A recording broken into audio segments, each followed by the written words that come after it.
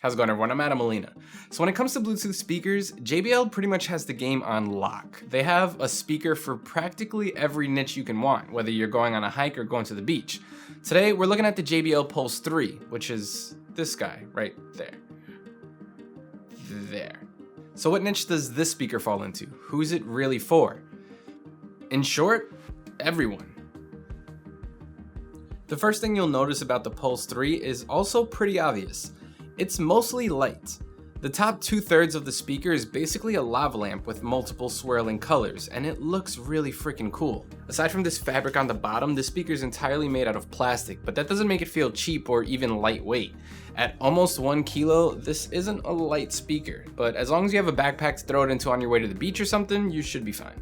Speaking of taking it to the beach, you definitely can, as just like the other models in JBL's lineup, the Pulse 3 is rocking an IPX7 certification, which makes it completely waterproof. So if you plan on being outside at all this summer, whether that's lakeside, poolside, or just at the park, the speaker's tough enough to hang. On either end of the speaker is where you'll find dual passive radiators, just like the rest of JBL's collection. And on the bottom of the speaker is where you'll find the speaker drivers, which pump out sound in 360 degrees around the speaker, save for the obvious spot on the back where the playback buttons and ports are. Speaking of the buttons, they work fine, but I do wish that they were just raised a little more, like how you'll find on the JBL Clip or the Charge, just to make it a little easier to know which button you're pressing when you're not looking directly at it. Around back are their playback controls and a few other features as well. On the right, you'll get the volume up, volume down, and player pause button, while on the left, you'll get the Bluetooth pairing button, the JBL Connect Plus button, and a little sunshine button for changing the color or patterns of the light. Then up top is a power button under 5 LED lights to let you know how much battery is left. Under the waterproof flap is also a 3.5mm input and a micro USB input for charging.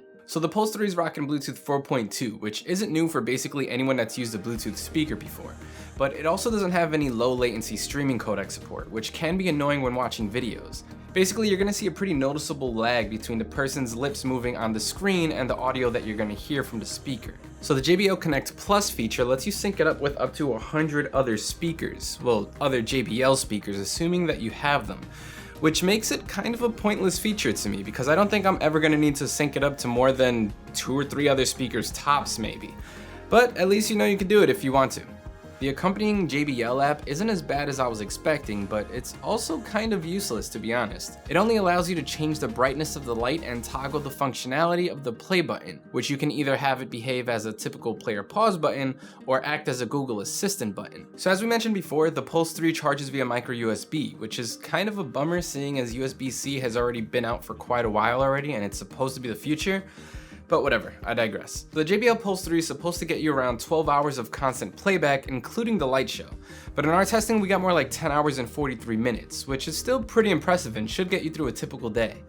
Of course, this was testing at a constant output of 75 decibels, so if you lower the volume and turn the brightness down, you should be able to make it last a bit longer. But finally, let's talk sound. First of all, the built-in microphone isn't half bad. While it's nowhere near as important as the microphone on your favorite pair of headphones, it's still good to know that if you end up taking a call on this thing, you won't sound like complete garbage. When it comes to actual sound quality, the Pulse 3 is like mashing together the larger Charge 4 with the smaller flip speaker. While the low end is present enough to hear, you're not going to be able to really feel it like you would with a larger speaker.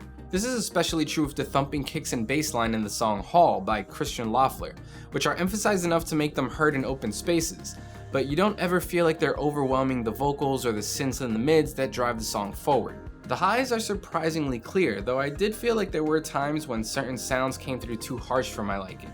An example of this was in the piece Stay by Hans Zimmer, where the main melody throughout was just shy of sounding a little piercing. So this brings us to the question, should you get the Pulse 3?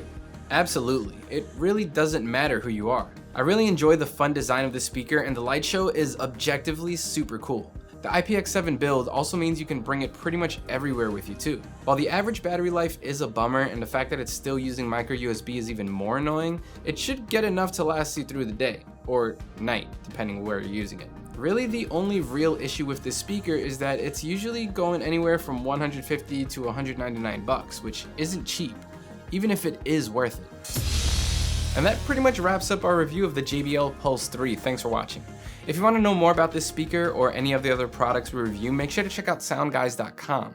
While you're here, subscribe to the YouTube channel if you haven't already. And also, we have a podcast. Might as well check that out. We linked in the description down below. I'm Adam Molina. Happy listening.